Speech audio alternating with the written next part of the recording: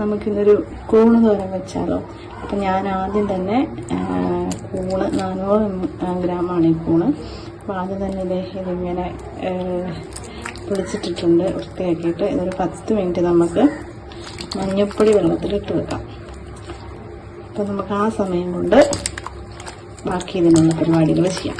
Okay, അരമുറി തേങ്ങ, കറിവേപ്പില, ചെറിയുള്ളി, കാന്താരിമുളക്, ഇനി ഇതിലേക്ക് നമുക്ക് മഞ്ഞൾപ്പൊടിയും കൂടെ ചേർത്ത് കൊടുക്കാം.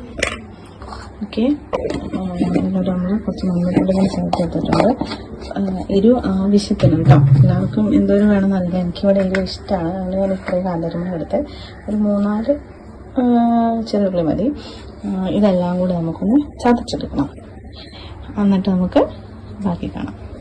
ഇച്ചിരി വെള്ളം, ഇപ്പം വെള്ളവും കൂടെ ഒഴിച്ച് നമുക്കിതൊന്ന് ചതച്ചെടുക്കാം. നമ്മളിതാ ഈ പരുവത്തിൽ ചതച്ചെടുത്തിട്ടുണ്ട്.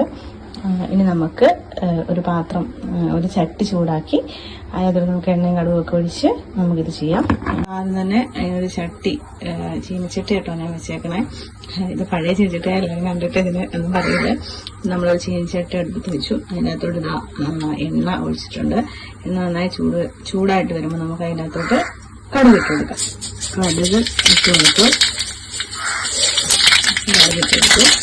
നമുക്ക് കടുക് നന്നായി പൊട്ടി കഴിയുമ്പോൾ ഇത് കടുക് നന്നായിട്ട് പൊട്ടിയിട്ടുണ്ട്. നമുക്ക് ഇതിനകത്തോട്ട് കൂണിട്ട് കൊടുക്കാം. നന്നായിട്ട് ഒന്ന് മിക്സ് ചെയ്യാം. നമ്മൾ കടുക് കരിഞ്ഞു പോകാണ്ടിരിക്കാണ് നമ്മൾ പെട്ടെന്ന് തന്നെ മിക്സ് ചെയ്യുന്നത്. എന്നിട്ട് മിക്സ് ചെയ്യാം. എന്നിട്ട് നമുക്ക് ഇതിനകത്തോട്ട് ആവശ്യത്തിന് ഉപ്പിട്ട് കൊടുക്കാം. അങ്ങനെയാണെന്ന് എനിക്കറിയില്ല കേട്ടോ. ആവശ്യത്തിന് മാത്രം ഉപ്പിട്ട് കൊടുക്കാം. എന്നിട്ട് മാറ്റി കൊടുക്കുക. ശേഷം നമ്മൾ ഇവിടെ ഇട്ട് വെച്ചിരിക്കുന്ന അരപ്പില്ലേ, അത് നമുക്ക് അങ്ങോട്ട് ഇട്ട് കൊടുക്കാം. അരച്ച് വെച്ചേക്കണം അരപ്പിട്ട് കൊടുക്കുക. എന്നിട്ട് ഇത് ഇളക്കരുത്. നമ്മളിത് നന്നായിട്ട് മൂടി വെച്ചിട്ട് ലോ ഫ്ലെയിമിൽ കുക്ക് ചെയ്തെടുക്കണം. മൂടി വെച്ച് ഞാനിങ്ങനെ നോക്കണം.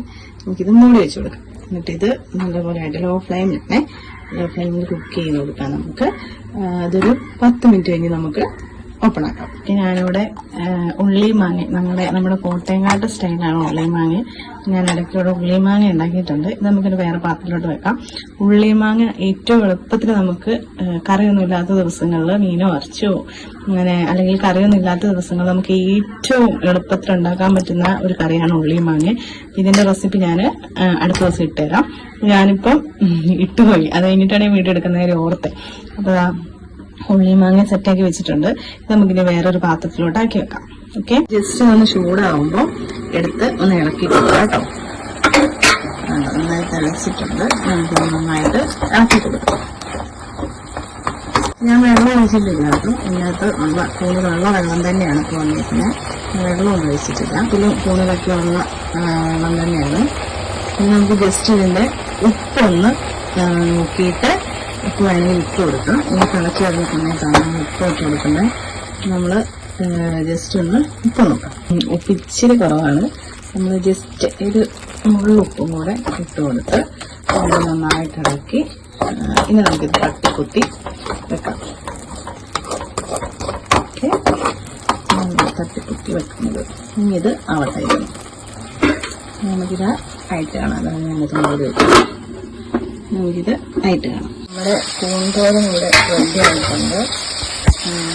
നമുക്കൊന്ന് കൊടുത്തിട്ട് കൂൺതോരൻ വെള്ളമൊക്കെ വറ്റി നല്ല സെറ്റപ്പായിട്ടുണ്ട്. നമുക്കിത് ചോറിൻ്റെ കൂടെ കൂട്ടിയാൽ മതി. ഒക്കെ ഇങ്ങനെ ഇരിക്കണം കേട്ടോ. നല്ല കുഴഞ്ഞ് നല്ല സെറ്റായിട്ടുണ്ട്. നമുക്കിതിന് ഓഫ് ചെയ്തെടുക്കാം. സ്റ്റവ് നമുക്ക് ഓഫ് ചെയ്തെടുക്കാം. നമ്മുടെ കൂൺതോരൻ റെഡി ആയിട്ടുണ്ട്.